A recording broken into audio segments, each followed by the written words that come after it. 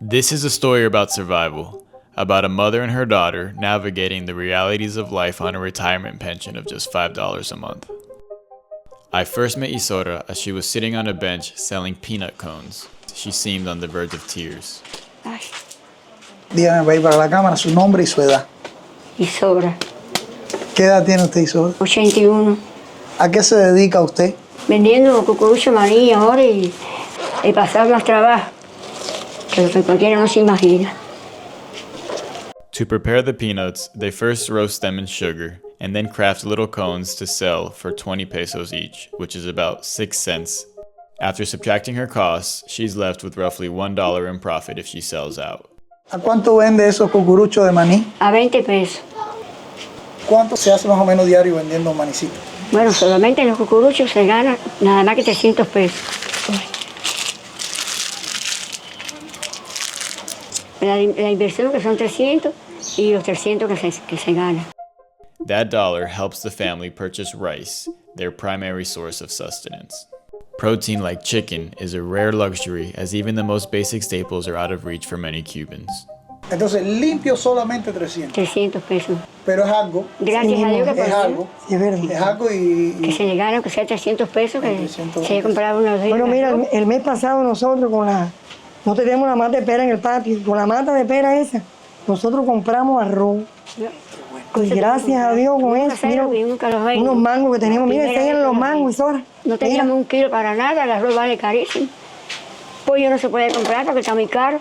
Con los mangos estos y las peras, nosotros el mes pasado comimos aquí. Cuidado atrás. She speaks of months where her family survives on mangoes and cactus fruit from their yard. Sacamos dinero del arroz, que estaba, el arroz está caro, el arroz está Casi 200 pesos. casi 200 pesos. ¿Qué proteína se puede consumir con...? Bueno, compramos a veces un poquito de picadillo. Picadillo de pollo, lo que más se puede comprar.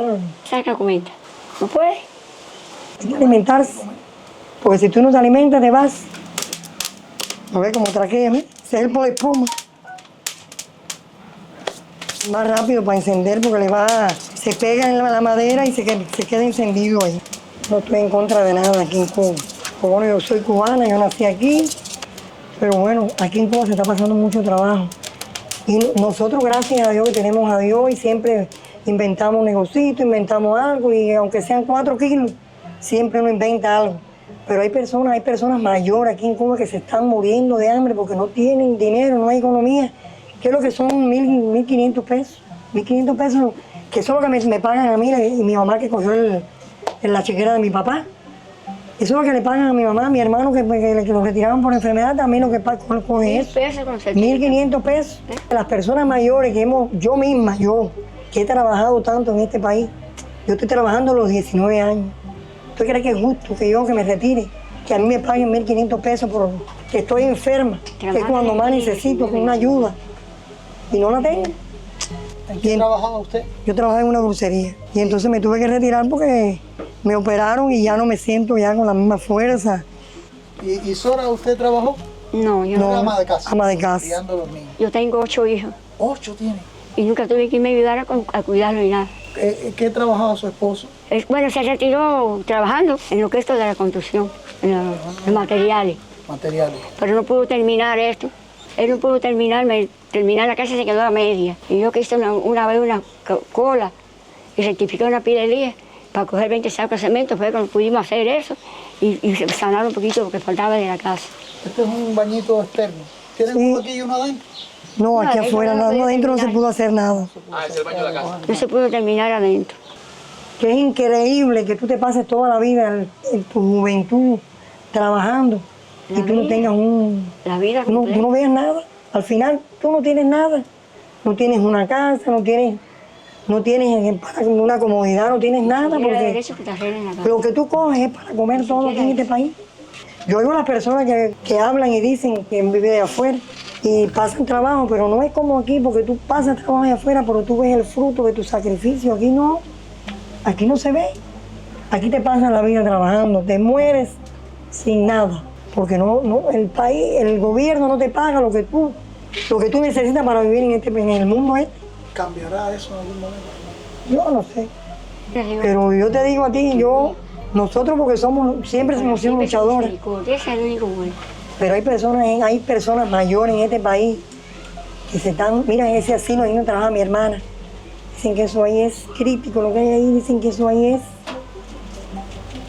que no tienen comida, no tienen, que aquellos no tienen alimento. Y esa gente no puede salir de ahí a veces.